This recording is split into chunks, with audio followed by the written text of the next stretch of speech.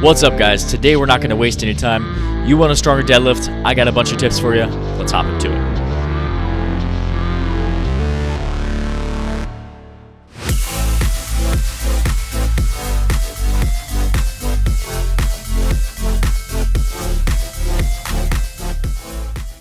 So today we're going to go over how to get a stronger deadlift. We're going to start all the way from the technique to the cues that I give my clients.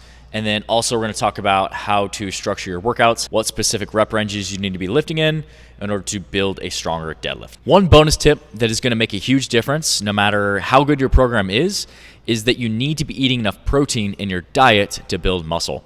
If you're not eating enough protein and you're not recovering from workout to workout, it doesn't matter what we're doing in the gym to build muscle mass and get stronger. So eating things like chicken, beef, eggs, some dairy products, even using things like protein powders and protein bars into your diet to get enough protein. If you're looking for a great whey protein powder that has simple ingredients, no sugar added, and has 24 grams of protein per scoop, head over to fitgrindformula.com. You can check out our supplement brand and give our whey protein a shot. It's a great way to add as a snack, add as a shake, and just to use as an extension of your diet to help you get enough protein every day.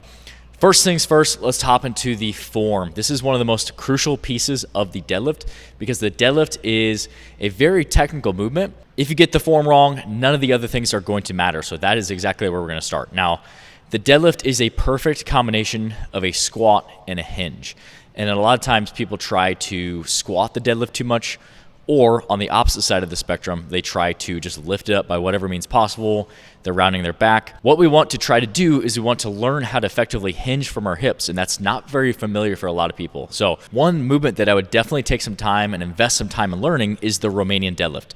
This is going to help not only build your hamstrings, build the strength in the posterior chain, but it's also going to teach you how to effectively hinge from your hips, because when you set up for the deadlift, we're going to need to hinge our hips back. Once our hips are back, then we squat into that motion. And it's this perfect balance of both so that we can lift the most amount of weight possible. So spend some time learning the Romanian deadlift. Make sure that you know this movement and that you know how to effectively hinge from your hips, because that's going to help you get set to your position. And we're going to talk about the conventional deadlift. I teach the sumo deadlift as well, but I always start people with the conventional deadlift first, make sure that they know how to do that movement. And then if the sumo feels a little better, they can always hop into a sumo. But the conventional deadlift, you're going to set up by going about inside your hip stance width as far as your feet, and you're going to look down at the bar to where you can't see your shoelaces. So from there, the bar's going to be just right off the shins. From here, you're going to sit your hips back like a Romanian deadlift as far as you can. Now, once you do that, you're going to clear a path as far as the bar to the knee. Then you're going to squat down, and this is going to be your set position. And this is going to be a very strong position, whereas if we just put the bar right up against our shins and we squat down, our shins are going to run into the bar. So this is exactly why we need to hinge our hips back so that we can squat down and really load into this position. Now, once you're set in this position, this is where I'll start to go into a couple cues. And this is the second point that I really want to touch on that, again, is going to make a huge difference in your deadlift. And the way I try and teach people to frame the deadlift and wrap their mind around the deadlift is we're focusing on pushing and pulling. So it's an equal balance of pushing and pulling to get that bar up off the ground and lock it out at the top.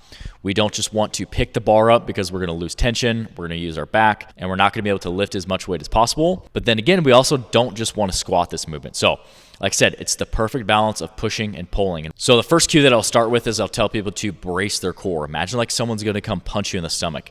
That's going to keep your core tight, it's going to keep your body rigid, and it's going to allow you to go right into step number 2, where I tell people to push their feet into the ground and imagine like your leg pressing the ground away.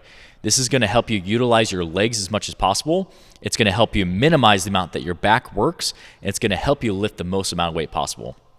And as you're driving that bar away, you're pushing. Once you get it right to the knee, that's when you're going to push your hips in the bar and extend your hips.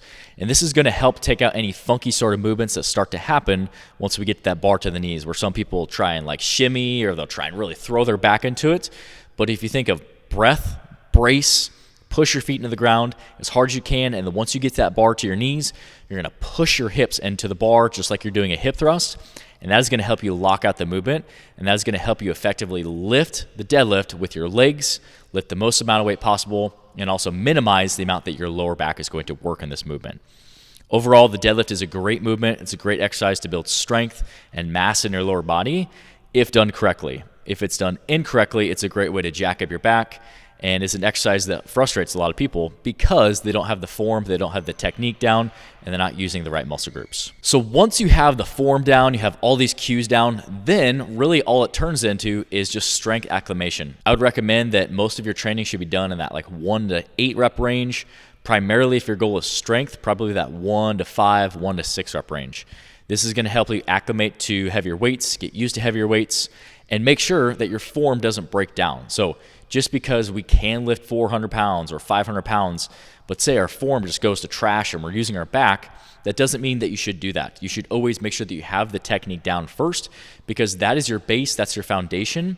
And once you have that technique, you're going to be able to build strength from workout to workout because you're engaging the right muscle groups, you're doing the movement correctly, and you're not engaging the wrong muscle groups. So like I said, as far as your strength, I would try to train anywhere from that 1 to 6 rep range. Another great technique that you can use, and I talked about this in my bench press video a couple weeks ago, where I gave you tips on how to build a stronger bench press. You can also use techniques like cluster sets, where you're getting used to lifting heavier weights and you're clustering reps together. So say, for example, you're doing 3 sets of 6. With cluster sets, you're going to lift a little bit heavier weight than you'd be able to normally, and you're going to cluster them into 2, rest, 2, rest, 2. You're still getting 3 sets of 6, but you're getting more reps at a heavier weight. And this is just one example of how to structure cluster sets. You can structure a lot of different ways. You can do single clusters, double clusters, triple clusters, but the idea is you're getting more reps at a heavier weight. You're just breaking the sets up. So say maybe you could deadlift 300 pounds for 3 sets of 6. Maybe you would try and go 315 pounds and you would do 2, rest 20 to 30 seconds, 2, rest 20 to 30 seconds, and then 2. Again, it's just a great way that you can still get the same amount of reps at a heavier weight.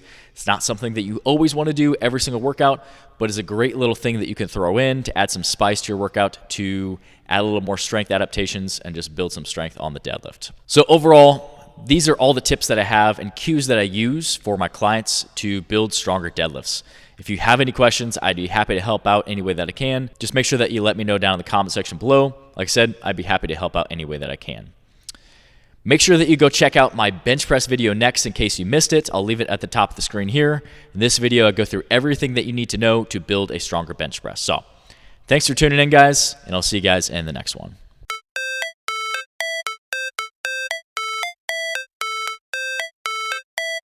How it's supposed to feel.